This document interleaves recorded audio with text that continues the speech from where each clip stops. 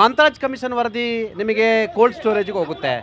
ಅವತ್ತು ಎಲ್ಲ ಮೇಲ್ವರ್ಗದವರು ಅವರದೇ ಪಕ್ಷದಲ್ಲಿರ್ತಕ್ಕಂಥ ಮೇಲ್ವರ್ಗ ಸಮುದಾಯದ ಜನಪ್ರತಿನಿಧಿಗಳು ವಿರೋಧವನ್ನು ವ್ಯಕ್ತಪಡಿಸಿದರು, ಮೇಲ್ವರ್ಗದ ಸ್ವಾಮೀಜಿಗಳು ವಿರೋಧವನ್ನು ವ್ಯಕ್ತಪಡಿಸಿದರು. ಈಗ ಮತ್ತೆ ಮರು ಸಮೀಕ್ಷೆಯನ್ನು ಮಾಡ್ತಿರ್ತಕ್ಕಂಥದ್ದು ಸಾಧುವಾ? ನೋಡಿ, ನೀವು ಮೊದಲಿಗೆ ಜಾತಿ ಸಮೀಕ್ಷೆನ ಮೊದಲು ವೈಜ್ಞಾನಿಕ ರೀತಿಯಲ್ಲಿ ನಡೀತಕ್ಕಂಥ ಮೊದಲು ಅರ್ಥ ಮಾಡ್ಕೋಬೇಕು. ನೀವು ಬಿಜೆಪಿ ಅವರು ಮೊದಲು ಪ್ರಿಯಾಂಬಲ್ನ ನೀವು ಮೊದಲು ಅರ್ಥ ಮಾಡ್ಕೊಳ್ಳಿ. ಈಕ್ವಾಲಿಟಿ ಸ್ಟೇಟಸ್ ಅಮಾಂಗ್ ದಮ್ ಆಲ್ ಅಂತ ಹೇಳ್ತಾರೆ. ಈಕ್ವಾಲಿ ಸ್ಟೇಟಸ್ ಅಮಾಂಗ್ ದಮ್ ಆಲ್. ನೀವು ಇಡೀ ಪ್ರಿಯಾಂಬಲ್ನ ಮೊದಲು ಓದ್ಕೊಂಡ್ರೆ ನೀವು ಈಕ್ವಲ್ ಸ್ಟೇಟಸ್ ಕೊಡಬೇಕಂದ್ರೆ ಜಾತಿ ಸಮೀಕ್ಷೆ ಅತ್ಯವಶ್ಯಕ ರೀ. ಯಾವ ಆಧಾರದ ಮೇಲೆ ಸ್ಟೇಟಸ್ ಕೊಡ್ತೀರಿ ನೀವು ಪೀಪಲ್ ರೆಪ್ರೆಸೆಂಟೇಷನ್ ಕೊಡೋದಾದ್ರೆ ನೀವು ಪೀಪಲ್ ರೆಪ್ರೆಸೆಂಟೇಷನ್ ಕೊಡೋದಾದ್ರೆ ಅಲ್ಲ ರೀ. ನೀವು SC ST ಗೆ ರಿಸರ್ವೇಷನ್ ಮಾಡೋದಾದ್ರೆ, ನೀವು OBC ಗೆ ರಿಸರ್ವೇಷನ್ ಕೊಡೋದಾದ್ರೆ ಯಾವ ಆಧಾರದ ಮೇಲೆ ಮಾಡ್ತೀರಿ ನೀವು? ಅದು ಹೆಂಗೆ ನೀವು ವಿರೋಧ ಮಾಡೋಕೆ ಸಾಧ್ಯ ಇದೆ? ನೀವೇ ಕಾಂತರಾಜ್ ಆಯೋಗನ ಮಾಡಿದವ್ರು ನೀವೇ. ಅದೇ ಸಿದ್ದರಾಮಯ್ಯ ಅವರು ಅದನ್ನ ಮುಂದುವರಿಸಿದವರು. ಯಾಕೆ ನಿಮಗೆ ಒಪ್ಕೊಳ್ಳಿಕ್ಕೆ ಸಾಧ್ಯ ಇಲ್ವೇ? ಯಾಕೆ ಕೈ ಸತ್ಯ ಆಚೆ ಬಂತ? ಯಾಕೆ ಅಂತಂದ್ರೆ ಡೆಮೋಗ್ರಫಿ ಮೇಲೆ ನೋಡಿ ಜನಸಾಂದ್ರತೆ ಆಧಾರದ ಮೇಲೆ ನಡೆದಿರ್ತಕ್ಕಂಥ ಸಮೀಕ್ಷೆನೇ ವಿಧವನ್ನ ಯಾರೋ ಕಣ್ಣ ಮುಚ್ಚಾಲೆ ಕಟ್ಟಿಬಿಟ್ಟು ಅವ್ರ ಮನೆಗೆ ಬರ್ದನೆ ಯಾರು ಮಾಡ್ತಕ್ಕಂಥದ್ದೆಲ್ಲ. ಜಾತಿ ಸಮೀಕ್ಷೆ ಆಗ್ತಕ್ಕಂಥದ್ದು ಒಳ್ಳೇದು.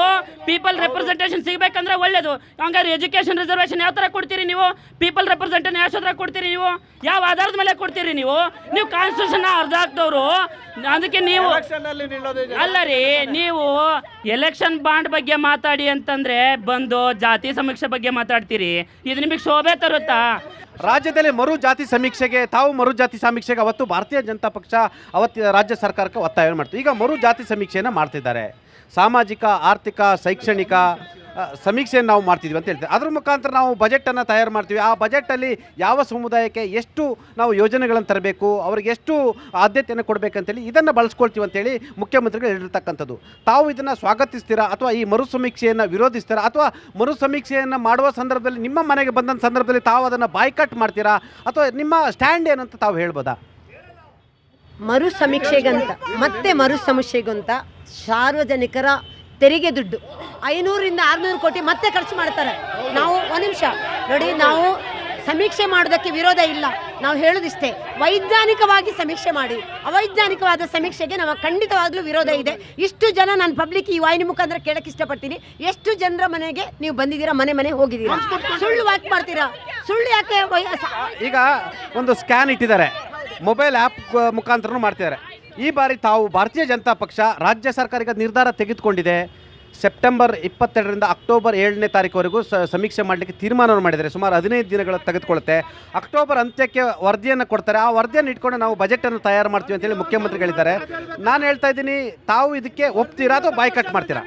ರಾಜ್ಯದಲ್ಲಿ 50%ಕ್ಕಿಂತ ಜಾಸ್ತಿ ಮೀಸಲಾತಿ ಹೋಗುತ್ತೆ. 50%ಗಿಂತ ಜಾಸ್ತಿ ಎಲ್ಲವನ್ನೂ ಮೀಸಲಾತಿ, ಉದ್ಯೋಗದಲ್ಲಿ ಮೀಸಲಾತಿ, ಅನುದಾನದಲ್ಲಿ ಮೀಸಲಾತಿ, ಪ್ರತಿಯೊಂದರಲ್ಲಿ ಮೀಸಲಾತಿ ಹೋಗುವಾಗ ಸರಿಯಾದ ಒಂದು ನಿಮ್ಮ ಹತ್ರ ಜನಸಂಖ್ಯೆ ಯಾವುದು ಇಲ್ಲ ಅಂತ ಹೇಳಿದರೆ ನಿಜವಾಗ್ಲೂ ಬಡವರಿಗೆ ಇದರಿಂದ ಅನ್ಯಾಯ ಆದಂಗೆ ಆಗುತ್ತಾ ಇಲ್ವಾ ಹೇಳಿ?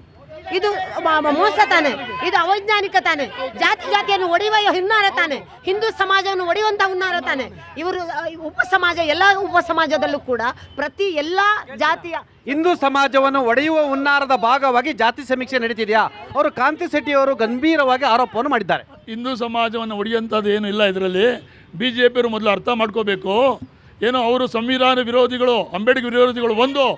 ಮತ್ತು ಇನ್ನೊಂದು ಹೇಳ್ತೀನಿ ನಾನು, ಇವತ್ತು ರಾಜೀವ್ ಗಾಂಧಿಯವರು ಆರ್ಟಿಕಲ್ 73, 74 ತಿದ್ದುಪಡಿ ತಂದ ನಂತರ ಇವತ್ತು ಪ್ರತಿಯೊಬ್ಬ ಹಿಂದುಳಿದ ಜಾತಿಗಳ OBC ಅವರು ಯಾರಿದ್ದಾರೆ ಇವತ್ತು ಜಿಲ್ಲಾ ಪಂಚಾಯತ್ ಅವರ ಕೇಳಿದ ಪ್ರಶ್ನೆಗೆ ಉತ್ತರ ಕೊಡಿ.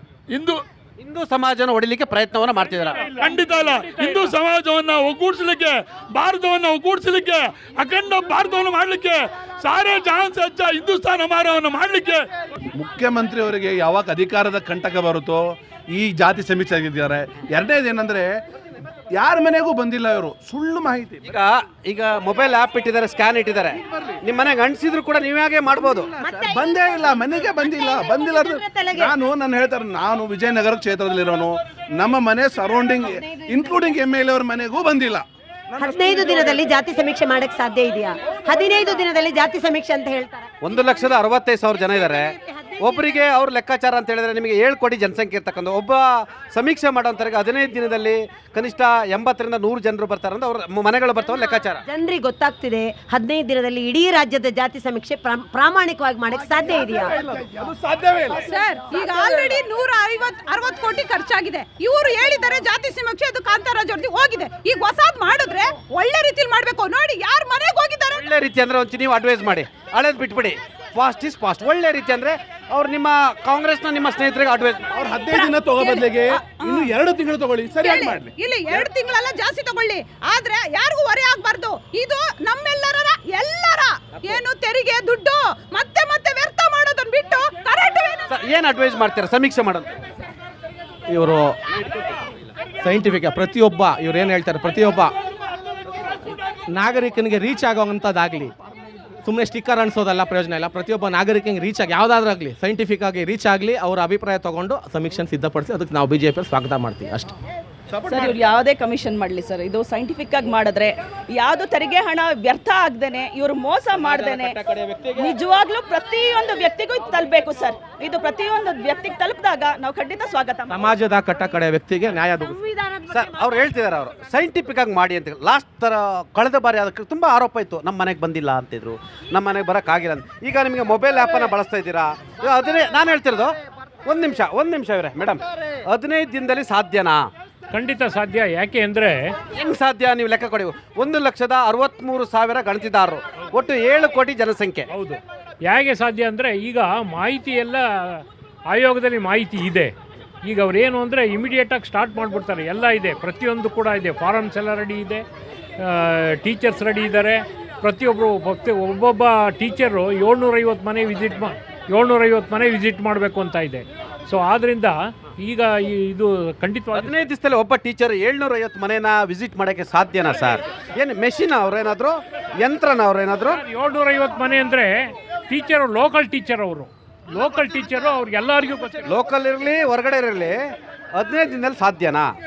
ಈಗ ಗ್ರಾಮೀಣ ಪ್ರದೇಶಗಳಲ್ಲಿ ಒಂದು ಮನೆ ಒಂದು ಕಡೆ ಇದ್ರೆ ಇನ್ನೊಂದು ಮನೆ 10 ಕಿಲೋಮೀಟರ್ ದೂರದಲ್ಲಿ ಇರುತ್ತೆ. ಒಂದು ಮನೆ ಒಂದು ಕಡೆ ಇದ್ರೆ ಇನ್ನೊಂದು ಮನೆ ಎಲ್ಲ ಗುಡ್ಡಗಾಡಲ್ಲಿ ಇರ್ತಾರೆ. ಇದು ಸಾಧ್ಯನಾ ಸರ್? ಈಗ 700 ಈಗ ನೋಡಿ ಸರ್, ಒಂದು ದಿವಸಕ್ಕೆ ಒಬ್ಬ ಟೀಚರು ಸುಮಾರು ಒಂದು 50 ಮನೆ ವಿಸಿಟ್ ಮಾಡ್ಬೋದು ಕನ್ವೀನಿಯೆಂಟ್ಲಿ. ಅದು ಇಲ್ಲಿ ಸಿಟಿ ಅಪಾರ್ಟ್ಮೆಂಟ್ ಆದ್ರೆ 50 ಅಲ್ಲ 500 ಮನೆ ವಿಸಿಟ್ ಮಾಡ್ಬೋದು. ಗ್ರಾಮೀಣ ಪ್ರದೇಶಗಳಲ್ಲಿ ನಾನು ಕೇಳ್ತಾ ಇರೋದು, ಗುಡ್ಡಗಾಡು ಪ್ರದೇಶ, ಗ್ರಾಮೀಣ ಪ್ರದೇಶ, ಗ್ರಾಮಗಳಲ್ಲಿ ಭಾಳಷ್ಟು ಕಷ್ಟ ಇಲ್ವಾ? ಈಗ ನೋಡಿ, ಈಗ ನೀವು ಮಳೆ ಇರುತ್ತೆ, ಈಗ ನೀವು ಸೆಪ್ಟೆಂಬರ್ ಇನ್ನೂ ಮಳೆ ಇರುತ್ತೆ. ನಿಮಗೆ ಕರಾವಳಿ ಭಾಗದಲ್ಲಿ ಯಾವ ರೀತಿ ಮಾಡ್ತೀರಾ, ಮಲೆನಾಡು ಭಾಗದಲ್ಲಿ ಯಾವ ರೀತಿ ಮಾಡ್ತೀರಾ? ಕಳಸ ಅಂತ ಒಂದು ಪ್ರದೇಶದಲ್ಲಿ ಒಂದು ಮನೆ ಒಂದು ಕಡೆ ಇದ್ರೆ ಇನ್ನೊಂದು ಮನೆ 15 ಕಿಲೋಮೀಟರ್ ದೂರದಲ್ಲಿ ಇರುತ್ತೆ. ಕಡಿಮೆ ಆಗುತ್ತೆ ಸರ್. ನೀವು ಗ್ರಾಮಾಂತರ ಪ್ರದೇಶಗಳು ಹೋದಾಗ ಅಲ್ಲಿ ಏನಾಗುತ್ತೆ, ಆ ಏರಿಯಾ ನೋಡ್ಕೊಂಡು ಅದನ್ನು ಫಿಕ್ಸ್ ಮಾಡ್ತೀವಿ. ಸುಮ್ಮನೆ ಯಾವ ರೀತಿ ಆಗುತ್ತೆ ಅನ್ನೋದು ಒಂಚೂರು ಎಕ್ಸ್ಪ್ಲೇನ್ ಮಾಡಿ. ಅನ್ಸೈಂಟಿಫಿಕ್ ಆಗಿ ಯಾರು ಮಾಡೋಕ್ಕೆ ಹೋಗೋದಿಲ್ಲ. ಆ ಏರಿಯಾ ವೈಸು ಕೇಳಿ,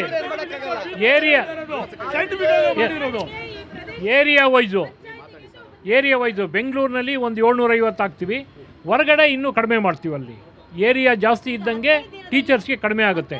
15 ದಿನದಲ್ಲಿ ಖಂಡಿತವಾಗಿಯೂ ಕೂಡ ಕಡಿಮೆ ಆಗಿದೆ. ಯಾಕೆ ಅಂತ ಅಂದರೆ ಈಗ ಪ್ರತಿಯೊಂದಕ್ಕೂ ಕೂಡ ಕೋಡ್ ನಂಬರ್ ಇರುತ್ತೆ. ಅವನು ಏನು ಬರಿಬೇಕಾದ್ದೇನೂ ಇರೋದಿಲ್ಲ. ಅಲ್ಲಿ ಜಿಲ್ಲೆ ಅಂತ ಅಂದ್ರೆ ಕೋಡ್ ನಂಬರ್ ಇರುತ್ತೆ, ಜಾತಿ ಅನ್ನೋದಕ್ಕೆ ಕೋಡ್ ನಂಬರ್ ಇರುತ್ತೆ. ಎಜುಕೇಷನ್ ಮೊಬೈಲ್ ಆ್ಯಪ್ ಯಾವ ರೀತಿ ಯೂಸ್ ಮಾಡ್ತೀರಾ? ನೀವು ಮೊಬೈಲ್ ಆ್ಯಪನ್ನು ಈಗ ಮಾಡ್ತಾ ಇದ್ದೀವಿ ಸರ್, ಫಾರ್ಮ್ ಮಾಡ್ತಾರೆ ಈಗ ಆಗುತ್ತೆ. ಅದು ಮಾಡಿದ ತಕ್ಷಣವೇ ಮೊಬೈಲಲ್ಲೂ ಹಾಕ್ಬೋದು ಅವರು, ಏನು ತೊಂದರೆ ಇಲ್ಲ. ಶ್ರೀನಿವಾಸ್ ಅವರೇ, ಭಾರತೀಯ ಜನತಾ ಪಕ್ಷ ಎಲ್ಲ ಹಿಂದೂಗಳನ್ನು ಒಟ್ಟಾಗಿ ಇಟ್ಕೊಂಡು ಒಂದು ಮೂವ್ಮೆಂಟ್ ಮಾಡಬೇಕಂತಿದ್ರೆ ನೀವು ಅದನ್ನು ಒಡೆಯೋಕ್ಕೆ ನೀವು ಪ್ರಯತ್ನ ಮಾಡ್ತಿದ್ದೀರಾ? ಸರ್ 100ಕ್ಕೆ 100 ನಾವು ಹಿಂದುತ್ವ ವಿರೋಧಿ ಅಲ್ಲ. ಇವತ್ತು ನಮ್ಮ ರಾಷ್ಟ್ರೀಯ ನಾಯಕರಿಂದ ಹಿಡಿದು ಬೂತ್ ಮಟ್ಟದ ನಾಯಕರವರೆಗೂ ನಾವು ಹಿಂದೂ ವಿರೋಧಿಗಳಲ್ಲ. ಈ ದೇಶದಲ್ಲಿ ಬಲಾಢ್ಯರನ್ನು ಹೊಡಿಬೇಕು ಅನ್ನೋದೇ ನಮ್ಮ ಉದ್ದೇಶ. ಅಂದರೆ ಈ ದೇಶದಲ್ಲಿ ಪ್ರತಿಯೊಬ್ಬರು ನಾಗರಿಕ ಅಲ್ಲ ಸರ್, ಇದು ದ್ವೇಷ ಆಗುತ್ತಲ್ಲ ಸರ್? ಇದು ನೀವು ಬಲಾಢ್ಯರನ್ನು ಹೊಡಿಬೇಕು ಅಂತ ಹೇಳಿದ್ರೆ ಏನು ಅರ್ಥ ಹಂಗಾದ್ರೆ? ಈಗ ನೀವು ಬಲಾಢ್ಯರು, ಒಂದು ಊರಿನ ಸಾಹುಕಾರ 100 ಕೋಟಿ ಹೊಡೆಯ ನಿಮ್ಮನ್ನು ಹೊಡೆದಾಕಿ ಇವ್ರಿಗೆಲ್ಲ ಅನುಕೂಲ ಮಾಡಿಕೊಡ್ಬೇಕಂತ. ಬಟ್ ಏನಂದರೆ ಇವತ್ತು ಜಾತಿಗಣತಿ ಆದರೆ ರಾಜಕೀಯವಾಗಿ, ಸಾಮಾಜಿಕವಾಗಿ, ಆರ್ಥಿಕವಾಗಿ, ಶೈಕ್ಷಣಿಕವಾಗಿ ಎಲ್ಲರೂ ಅಭಿವೃದ್ಧಿ ಆಗೋದಕ್ಕೆ ಇವತ್ತು ಒಂದು ಅವಕಾಶ ಇದೆ. ಆ ಅವಕಾಶವನ್ನು ಪ್ರತಿಯೊಬ್ಬ ಭಾರತೀಯನಿಗೂ ಒದಗಿಸಬೇಕು ಎಂಬುದು ನಮ್ಮ ರಾಹುಲ್ ಗಾಂಧಿ ಅವರ ಒಂದು ಆಶಯ. ಈ ಆಶಯಕ್ಕೆ ಭಂಗ ತರಬೇಕು. ಕೇವಲ ಹಿಂದುತ್ವ ಅಜೆಂಡದಲ್ಲಿ ಮಾತ್ರ ಈ ದೇಶವನ್ನು ರಾಜಕೀಯವಾಗಿ ಮುನ್ನಡೆಸಬೇಕು ಎಂಬುದು BJP ಅವರ ವಾದ. ಹಿಂದುತ್ವ ಬಿಟ್ಟರೆ ಬೇರೆ ಏನೂ ಗತಿ ಇಲ್ಲ ಅವರಿಗೆ. ಸರ್ ಈಗ ಇದುವರೆಗೂ ನೀವು ಹೇಳ್ತಾರಲ್ಲ ಮನೆಗೆ ಬಂದುಬಿಟ್ಟು ಸಮೀಕ್ಷೆ ಮಾಡ್ತಾರೆ ಸರಿಯಾಗಿ ಅಂತ ಹೇಳ್ತಾರಲ್ಲ, ಕನಿಷ್ಠ ಇವರು ಹಿಂದೂ ನಾವೆಲ್ಲ ಒಂದು ಅಂತ ಹೇಳ್ತಾರಲ್ಲ. ಇವತ್ತು ನಗರ ಪ್ರದೇಶದಲ್ಲಿ ಮತ್ತು ಗ್ರಾಮಾಂತರ ಪ್ರದೇಶಕ್ಕೆ ತುಂಬ ವ್ಯತ್ಯಾಸ ಇದೆ. ಗ್ರಾಮಾಂತರ ಪ್ರದೇಶದಲ್ಲಿ ಪ್ರತಿ ಮನೆಗೂ ಹೋಗಿ ಸಮೀಕ್ಷೆ ಮಾಡ್ತಾಯಿದ್ದಾರೆ. ಬಟ್ ನಗರ ಪ್ರದೇಶ ಏನಾಗುತ್ತೆ ಅಂದರೆ ಒಂದು ಮನೆಯಲ್ಲಿ SC ಅಂತ ಹೇಳ್ಬಿಟ್ಟು ಮನೆಯೇ ಕೊಡಲ್ಲ ಸರ್. ಇದು ಅರ್ಥ ಮಾಡ್ಕೊಳ್ತಾ ದಯವಿಟ್ಟು ಇರೋ ಹಿಂದೂ ನಾವೆಲ್ಲ ಒಂದು ಅಂತ ಹೇಳ್ತಾರಲ್ಲ, ಅವ್ರ ಮನೆ ಕೊಡ್ತೀವಿ ನಾಚಿಕೆ ಆಗ್ಬೇಕು ನಿಮಗೆ. ಇದಕ್ಕೆ ಆನ್ಸರ್ ಮಾಡಿ ಮೇಡಮ್. ಅವ್ರು ಹೇಳ್ತಾರೆ ಹಿಂದೂ ನಾವೆಲ್ಲ ಒಂದು ಅಂತೀವಿ, ಒಂದು ಮೇಲ್ವರ್ಗ ಸಮುದಾಯದ ಜಾತಿಯವರು ಒಬ್ಬ ಪರಿಶಿಷ್ಟ ಜಾತಿಯವರಿಗೆ ಮನೆ ಬಾಡಿಗೆ ಕೊಡಲ್ಲ ಅಂತ ಹೇಳ್ತಾರೆ. ಈ ಶೋಷಣೆ ಎಲ್ಲ ಮುಗಿದೋಯ್ತು, ಇವಾಗ ಆ ಕಾಲ ಇಲ್ಲವೇ ಇಲ್ಲ. ನಾರ್ಮುಡಿ ಉಟ್ಕೊಂಡು ಜಾತಿ ವ್ಯವಸ್ಥೆ ಜಾಸ್ತಿ ಆಗ್ತಾ ಇದೆ. ಹಿಂದೂ ಅನ್ನೋದು ಅವ್ರೊಬ್ರಿಗೆ ಗುತ್ತಿಗೆ ಕೊಟ್ಟಿಲ್ಲ. ನಾನು ಹಿಂದೂನೇ.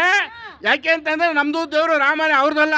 ಅವರು ಸುಮ್ಮನೆ ನಾಟಕ ಆಡ್ತಾರೆ ಹಿಂದೂ ಹೆಸರಲ್ಲಿ. ಅವರು ರಾಮನ ಹೆಸರಲ್ಲಿ ರಾಮನ ಹೆಸರಲ್ಲಿ ರಾಜಕೀಯ ಬೇಯಿಸ್ಕೊಳಕ್ ಹೋದ್ರು, ಅಲ್ಲೇ ಸೋತಿದ್ದಾರೆ. ಮತ್ತೆ ಹಿಂದುತ್ವವಾದ ಅಂತ ಹೇಳಿದ್ದಾರೆ. ನಿತೀಶ್ ಅವರು ಇವ್ರಿಗೆ ಬೆಂಬಲ ಕೊಟ್ಟಿಲ್ಲ ಅಂದ್ರೆ ಮುಗೀತು. ಆಮೇಲೆ ಸಂವಿಧಾನದ ಬಗ್ಗೆ ಮಾತಾಡ್ತಾರೆ. ಸಂವಿಧಾನ 400 ಬಾರ್ ಈ ಸರ್ತಿ 400 ಸೀಟ್ ತಗೊಂಡ್ರೆ ನಾವು ಸಂವಿಧಾನ ಬದಲಾವಣೆ ಮಾಡ್ತೀನಿ ಅಂತ ಸಿಟ್ಟಿಂಗ್ MP-ನೇ ಹೇಳಿದ್ದಾರೆ. ನೀವು ಕೊನೆಯದಾಗಿ ಏನು ಹೇಳಕ್ ಬಯಸ್ತೀರಾ? ಈ ದೇಶಕ್ಕೆ ಜಾತಿ ಸಮೀಕ್ಷೆ ಅತ್ಯವಶ್ಯಕವಾಗಿದೆ. ಯಾಕಂದರೆ ಈ ದೇಶದಲ್ಲಿ ಜಾತಿ ಸಮೀಕ್ಷೆ ಮಾಡೋದ್ರಿಂದ ಎಲ್ಲ ವರ್ಗದ ಜನಕ್ಕೂ ಸಮಾನತೆ ಸಿಗುತ್ತೆ.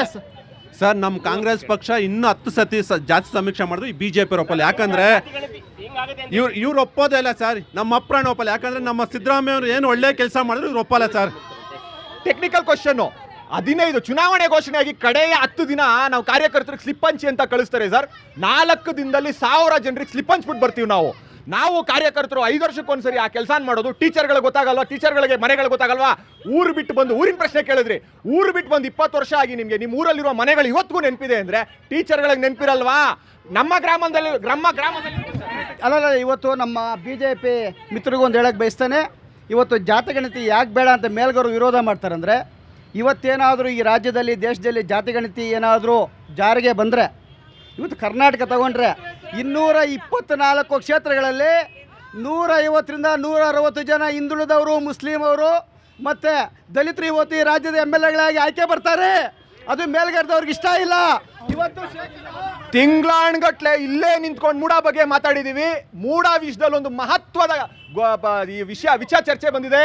ಸುಪ್ರೀಂ ಕೋರ್ಟ್ ಬಿಜೆಪಿಯ ಇನ್ನೊಂದು ವಿಂಗು ಇಡಿಗೆ ಚೀಮಾರಿಯಾಗಿ ಕಳಿಸಿದೆ. ಅದ್ರ ಬಗ್ಗೆ ನಾವು ಇವತ್ತು ಮಾತಾಡಬೇಕು. 2 ತಿಂಗಳ ಮುಂಚೆ ಸಮೀಕ್ಷೆ ಮಾಡ್ತೀವಿ ಅಂತ ಹೇಳಿದ್ದೀವಿ. ನಿಮಗೆ ಏನಾದರೂ ಅದ್ರ ಬಗ್ಗೆ ಕುಂದುಕೊರತೆ ಇದ್ರೆ ಹೇಳಿ, ಹೆಂಗಾಗುತ್ತೆ ಅಂತ ಹೇಳ್ತೀರಿ.